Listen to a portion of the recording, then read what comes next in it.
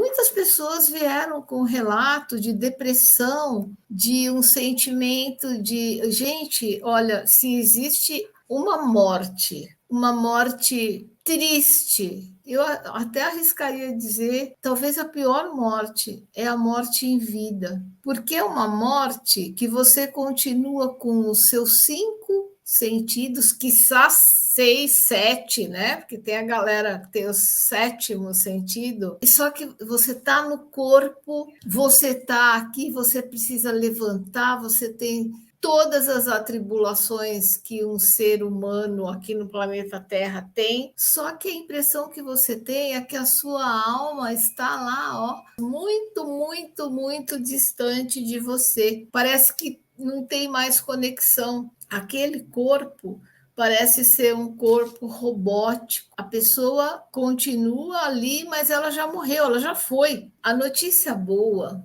é que muitas vezes, para esse tipo de, digamos assim, de morte, há salvação. É possível reverter isso. Existe uma possibilidade de salvamento, sabe, de resgate. E por isso que a gente está aqui para falar um pouco dessa sensação que vocês não acreditam no tanto de gente que comenta isso conosco, pessoas da nossa audiência. Se você conhece alguém assim que está nesse estágio, tipo, vai para onde o vento leva, sabe? Não tem mais uma direção, não tem mais um leme, digamos assim, né? Esse vazio que as pessoas relatam, às vezes ele atinge, às vezes não, vamos dizer assim, que via de regra, quando ele vem, ele pega todas as áreas da sua vida, mas muitas vezes ele atinge mais algumas áreas da sua vida. Às vezes é a área da família, às vezes é o trabalho, o casamento, às vezes é uma coisa de você com você, a pessoa não... Vocês já repararam como tem gente que entra em casa, acende todas as luzes e liga tudo? Eu tenho uma amiga que ela tinha esse costume. Ela entrava em casa, ela ia acendendo todas as luzes, ela ligava a TV, às vezes ela ligava uma TV na sala, uma outra TV na cozinha. E eu dizia, nossa, mas você deve gastar bastante com a conta de luz, né? Ela dizia assim, eu gasto sim, mas sabe de uma coisa? Eu detesto chegar em casa e me sentir sozinha, ouvir o silêncio. Existem muitas pessoas que fazem isso. É você não querer ter intimidade com você. Isso acontece muito com pessoas que moram sozinhas. Se você sente isso, se você tem essa necessidade, o que é bacana, né? A menos que você não goste, mas, por exemplo, eu acho que um animalzinho em casa, um petzinho, né?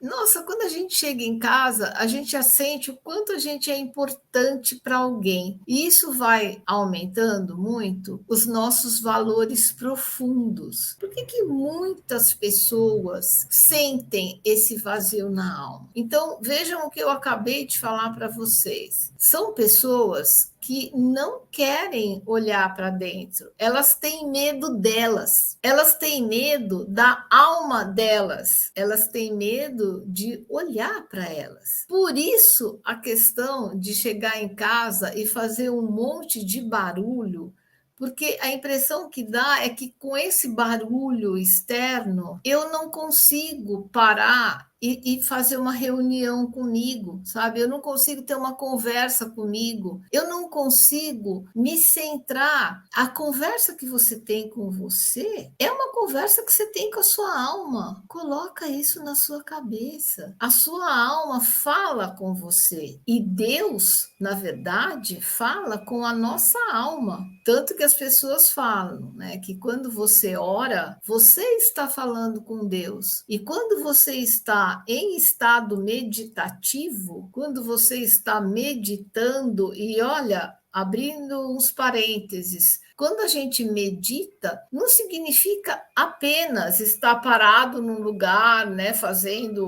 om, com as pernas em posição de lótus. Não, você pode meditar caminhando. Tem pessoas que meditam nadando, mexendo no jardim. É um momento que você busca uma quietude e você consegue fazer essa tal dessa reunião com a sua alma. E muitas vezes, nesse momento, aquela solução que você arrancou os cabelos durante dias, você não via uma saída para uma determinada coisa, aquilo está ali fácil, como uma super proposta para você.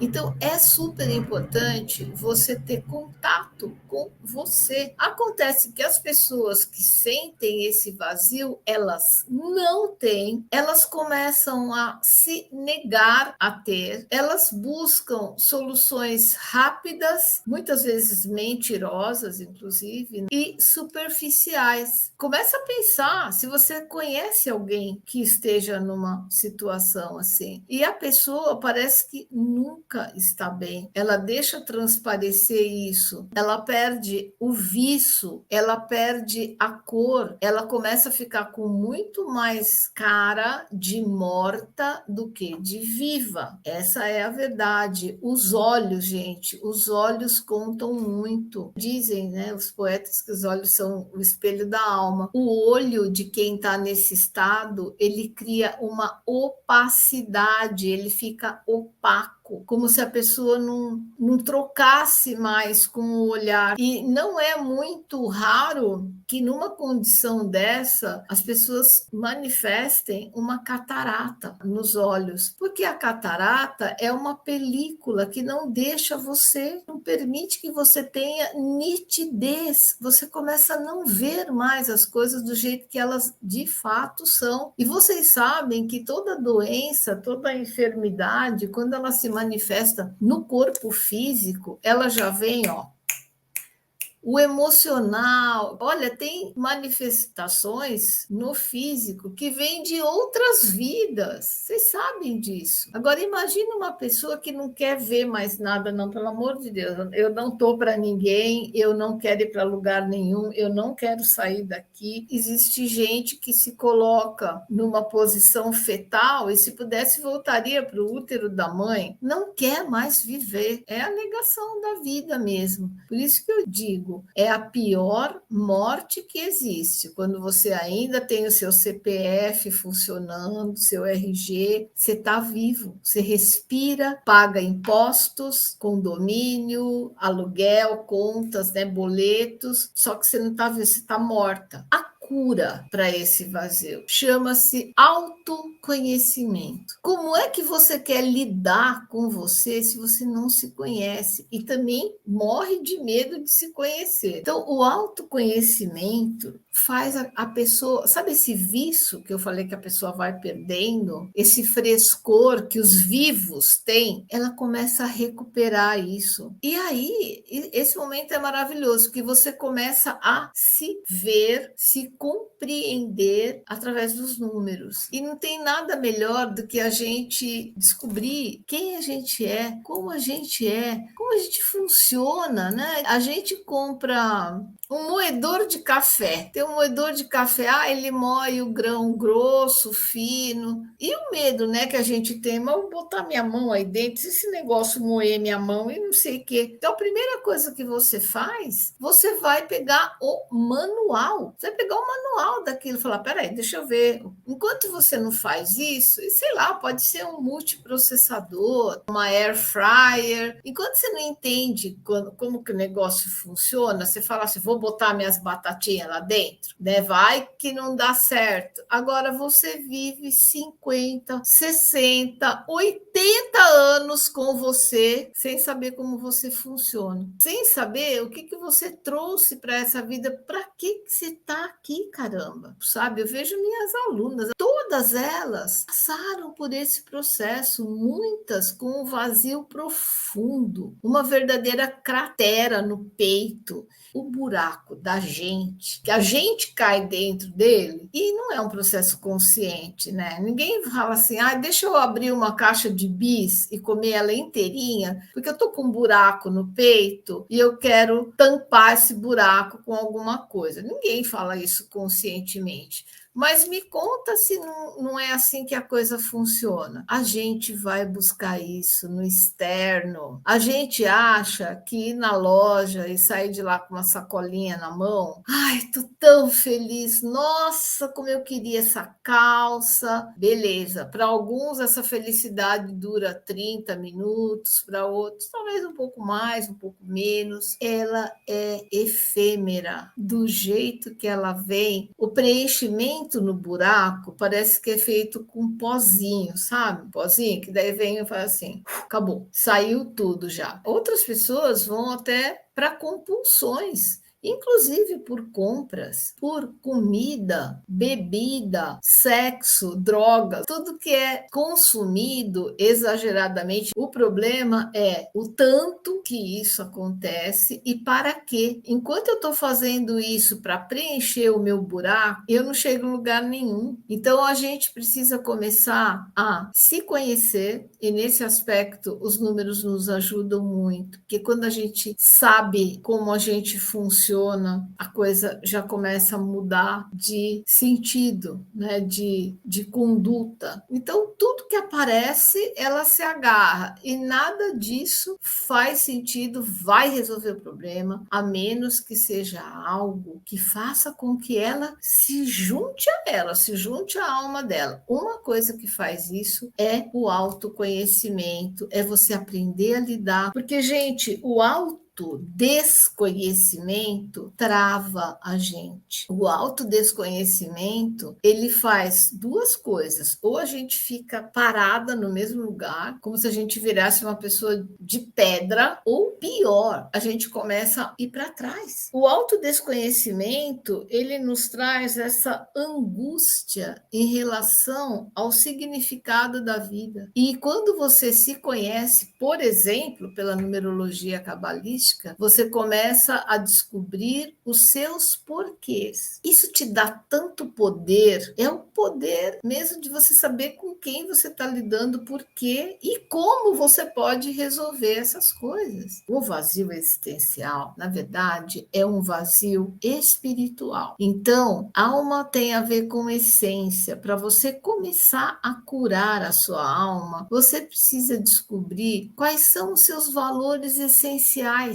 Isso você pode fazer hoje. Se você já conhece numerologia, eu sei que você já está nesse caminho. O nosso vazio existencial vem da gente pegar um caminho que não é o nosso. É o caminho que nossos pais praticamente empurraram a gente para ele. São caminhos do ego, não são caminhos do eu, da alma. Então, começa a pensar nos teus valores verdadeiros, esses valores essenciais. O que é de mais importante para você? Quando você faz isso, você já começa a se conectar com a sua alma. E aí, se fortaleça com todo tipo de livro, curso, coisas e pessoas que você tenha uma boa referência e traga isso para a sua vida. Fique perto de quem já está onde você quer estar. Esse é o grande segredo. Fique perto de pessoas que te puxem para cima, que colaborem para esse buracão e se auto-preenchem. Vou te falar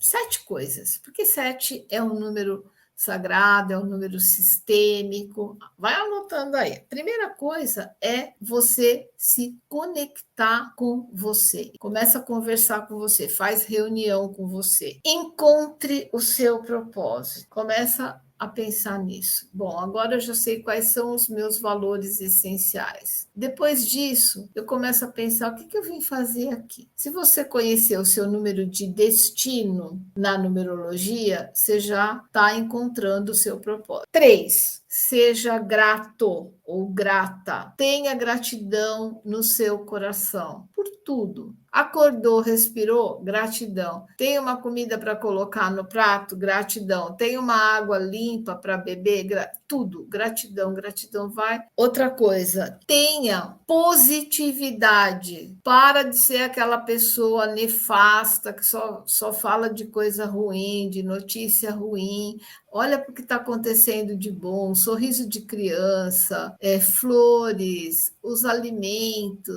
Número 5, faça o bem. Ajuda as pessoas com aquilo que você puder, começando por você. Quando eu digo faça o bem, faça o bem para você também. Faça o bem para você, o bem para outras pessoas. Conselho número 6, esteja perto de outras pessoas, mas de pessoas que te puxem para cima, que te ajudem nesse processo de resgate de você. E a 7ª e última, aceite ser ajudado ou ajudada. Então, agradeço demais por vocês terem estado comigo hoje, tá? Um beijo enorme para vocês e tchau, galera!